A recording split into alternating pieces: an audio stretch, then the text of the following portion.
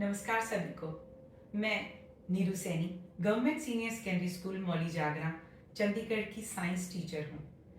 इस साल मैं केदारनाथ और बहुत सारे तीर्थ स्थान पहाड़ों पर गई थी जहाँ से गंगा निकलती है।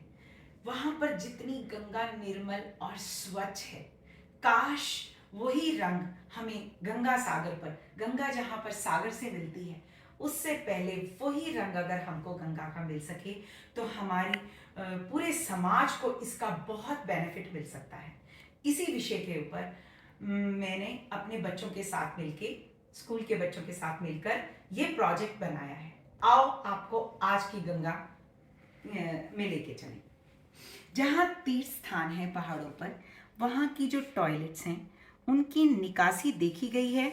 उन्हीं ट्रिब्यूटरीज में, गंगा की ट्रिब्यूटरीज में जाती है। जितने पर्यटक या श्रद्धालु जो जाते हैं अपने पूजन का, कोई और भी जो मज़े का जो सामान है या अपने श्रद्धा के अनुसार, वो सभी कुछ उसी पानी में बहा देते हैं। और जितने उसके बाद में गंगा जी के जितने घाट हैं उनके ऊपर सभी लोग अपना स्नान करने जाते हैं और अपना पूजन की सामग्री डालते हैं। कुछ और तरह की चीज़ें भी जाने अनजाने सब उसमें बहती भी देखी गई हैं। जो फैक्ट्रीज हैं अपनी उनकी यूनिट्स तो लगी होती हैं साफ करके गंगा जल में डालने के लिए, मगर फिर भी जो उनकी निकासी से पानी निकला गंगा में देखा गया है वो रंग उसका काला ही होता है, कलरलेस नहीं होता। तो इस तरीके से हमारी गंगा धीरे धीरे धीरे धीरे जो गंगा सागर में गिरने से पहले उसका रंग कुछ और हो चुका होता है। हमारा जो उपाय हैं वो ये हैं कि सबसे पहले तो जो पहाड़ों पर हम श्रद्धा के साथ में जो दर्शन करने जाते हैं और उनके लिए, श्रद्धालुओं के लिए या पर्यटकों के लिए जो टॉयलेट्स होती हैं उनकी निकासी कभी भी ट्रिब्यूटरीज में ना हो। उनके लिए एक सीवेज टैंक्स वहाँ पर बनाए जाएं जिसमें से पानी नीचे सीप डाउन करके धरती में जाए। जो पानी सीप डाउन करता है वो ऑटोमेटिकली फिल्टर भी हो जाता है। और पर्यटकों को स्पेशली बताया जाए कि कोई भी तरीके का आपने सामग्री ट्रिब्यूटरीज में बिल्कुल नहीं डालनी है। गंगा जल को बिल्कुल प्योर रहने देना। आप गंगा जल को ले सकते हैं, बाल्टी से लीजिए, किसी भी प्रकार से लीजिए, सरकार उसमें अपने मोटर से लगा दे और उनकी, लेकिन जो निकासी है, जो उसके बाद में पूजन करने का या इस्तेमाल करने के बाद में जो पानी है वो बिल्कुल भी ट्रिब्यूटरीज में कभी भी ना डाला जाए। उसके लिए अलग अलग आप थोड़े से धरती के ऊपर कुछ जाके गड्ढा हो सकते हैं या कैसे भी उसको इस्तेमाल कर सकते हैं। आगे जितने हमारे घाट हैं, ऋषिकेश, हरिद्वार, वाराणसी, दक्षिणेश्वर, सभी घाटों में प्रॉपर स्नान गृह होने चाहिए, not only for females but for mails also. जो गंगा जल है वो नहाने के लिए वही लिया जाए, वही इस्तेमाल किया जाएगा, लेकिन उसकी निकासी की एक बूंद भी गंगा में नहीं होगी। उसके लिए हमारा आइडिया है कि गंगा के पूरे पैरेलल एक कैनाल बनाई जाए, अंडरग्राउंड हो जो, और उसके बीच में एक बाइफर्केशन भी हो। एक तरफ हम ऑर्गेनिक मैटर यानी कि जैसे स्नान किया हुआ और दूसरा पानी हो, प्लस जो सीवेज है, जितने भी घरों और शहरे आसपास लगते हैं उनका जितना भी सीवेज है जो गंगा में जा रहा है, क्लीन करने के बाद वो भी उसी में कैनाल में डाला जाए। जितनी भी फैक्ट्रीज हैं आसपास उनकी जो भी निकासी है वो क्लीन करने के बाद में भी जो दूसरी वाली हमारी पैरेलल वाली है बीच में बाइफरकेटेड, उसमें डाला जाए। यानी कि एक केमिकल वाला है और एक ऑर्गेनिक वाला है। जो ऑर्गेनिक वाला है उसकी यूनिट्स लगाई गई हैं और उसको यूनिट्स लगाने के बाद में वो पानी हम आराम से अपने खेतों की सिंचाई में इस्तेमाल कर सकते हैं। लेकिन जो केमिकल वाला है उसकी ट्रीटमेंट्स अलग तरीके से होके मगर सागर में गिरेगी, गंगा में नहीं गिराई जाएगी। अब हम बात करते हैं जो घाट पर हमने पूजन और कोई क्रियाक्रम करना है उसके लिए पास में पॉन्ड्स बनाए जाएं और उन पॉन्ड्स में गंगा जल ही लिया जाएगा। सारा पूजन सामग्री उसी तरीके से होगी।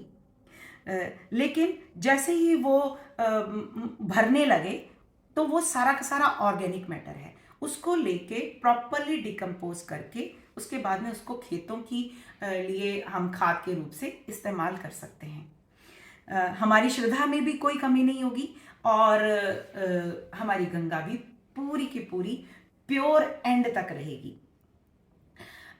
इसके बाद में एक और हमारा उपाय है कि जब इतना गंगा का अथाह जल शुरू से लेके अंत तक हमको बिल्कुल प्योर फॉर्म में मिल रहा है, तो हम उसमें से छोटी छोटी केनाल्स निकालेंगे।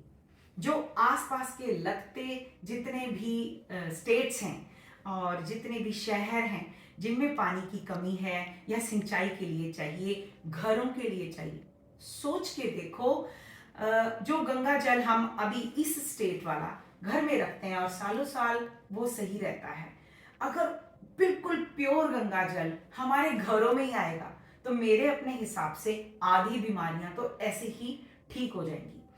तो उस जल को हमके बिल्कुल भी इम्प्योर नहीं करना और जितनी पानी की कमी है वो भी पूरी होती जाएगी। हमारी गंगा में इतना अथाह पानी है कि नॉर्थ इंडिया को पूरी एक गंगा ही संभाल सकती है।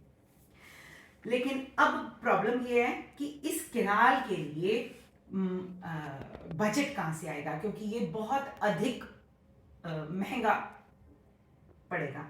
तो उसके लिए जैसे कि 2000 करोड़ हर वर्ष गंगा क्लीन के लिए लगता है, एक तो वो हम इस्तेमाल करेंगे।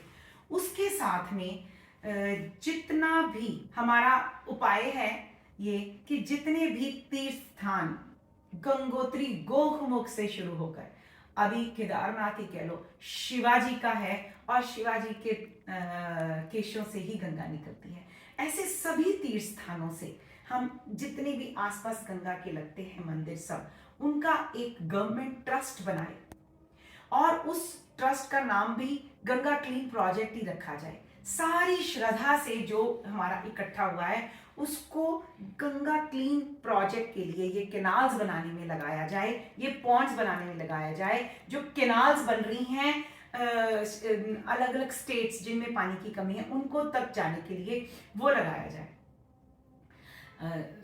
ये मेरा अपना आइडिया है कि हमारी श्रद्धालु इतना अधिक चढ़ावा चढ़ाते हैं, अगर उसका ट्रस्ट बना के उसको गंगा को क्लीन करने के लिए लगाया जाए तो हमारी गंगा मेरे हिसाब से 1 साल के अंदर अंदर बिल्कुल क्लीन हो जाएगी। हमारी गंगा के जल की जितनी स्पीड है और जितनी हमारी गंगा की लेंथ है उसके हिसाब से अंदाजे से जो जल गंगोत्री गोमुख से आता है वो गंगा सागर में हफ्ते से 10 दिन में पहुंच जाता है। यानी कि अगर हमारा प्रोजेक्ट सक्सेसफुल हो जाता है तो हफ्ते और 10 दिन के बीच बीच में पूरा नीला जल, नीला निर्मल सुंदर गंगा का जल हमें गंगा सागर पर दक्षिणेश्वर में वहां भी मिल सकता है। इसके लिए बहुत जरूरी है कि ये गंगा के आसपास ये एक हमारी बाड़ लगाई जाए, फेंस लगाई जाए, क्योंकि बहुत सारे लोग अनजान भी होंगे जिन्हें इस प्रोजेक्ट के बारे में मालूम नहीं होगा। वो अपने जो क्रियाक्रम है या पूजन है या स्नान है या आरती है जो करने आए हैं वो वहीं पर घाट में उसमें कोई चीज़ ना डाल दें। सब कुछ करें लेकिन वो तालाब के अंदर। स्नान भी करना है तो जो हमने गंगा से केनाल्स निकाली हैं उन केनाल्स में से भी वही पानी है, वही जल है और उससे वो स्नान किया जा सकता है। गंगा का जो तल है उसमें भी उसका जो स्लज बैठा होता है उसको भी बार बार हमें क्लीन करना चाहिए ताकि गंगा जल भूमि में बहुत अच्छी तरह से सीप सके और हमारा भूमि जल का स्तर भी, टेबल वाटर भी ऊपर आ सके। ये जो हमारा प्रोजेक्ट है अगर ये सक्सेस होता है तो हमारे आसपास के जितने भी स्टेट हैं, जितने भी लोग हैं, जितने भी घर हैं, उन सब में गंगा जल और जितने भी खेत हैं उनमें ये भरपूर मात्रा में हमें पानी मिल सकता है। जितने आसपास की स्टेट्स में डिस्प्यूट चलता है पानी का वो भी पूरा खत्म हो जाएगा। सोचिए हमारे समाज को इसका कितना फायदा मिल सकता है। जब फॉरेन में कोई नदी होती है वो तो उनकी मैया भी नहीं, फिर भी वो उसका ये इतना क्लीन ब्लू पानी हो सकता है, तो हमारी गंगा मैया का क्यों नहीं। हम सब मिलकर ये प्रोजेक्ट को सक्सेस दे सकते हैं, और सरकार से विनती भी है और हमारी डिमांड भी है कि हमें हमारी गंगा का जल जो गंगोत्री में है, गोमुख में है, वही हमारे गंगा सागर में दीजिए, ताकि इससे सबका बहुत उन्नति और तरक्की हो सके। एक छोटा सा मेरी रिक्वेस्ट और है कि अगर सबको ये इच्छा ही है कि हमने गंगा में ही स्नान करना है, या कोई इमोशनल वैल्यू है कि हमने वो क्रियाक्रम या वो पूजन गंगा में जाके ही करना है, तो सरकार ऐसा भी सोच सकती है कि घाटों के द्वार, जैसे स्पेशल डेज के लिए, जैसे सोमपति मस्या हो या कुंभ का मेला हो, इस तरह के स्पेशल पर्वों पर घाटों के द्वार खोल दिए जाएं और सभी अपना कर लें। उसमें भी हमारे गंगा का जल दोबारा से 7 से 10 दिन में पूरा का पूरा नीला हो सकता है। तो जिनको अपने कोई इमोशनल वैल्यू है अपनी, वो उन दिनों में जाके वो वाला कार्य वहां पर पूरा कर सकते हैं। धन्यवाद।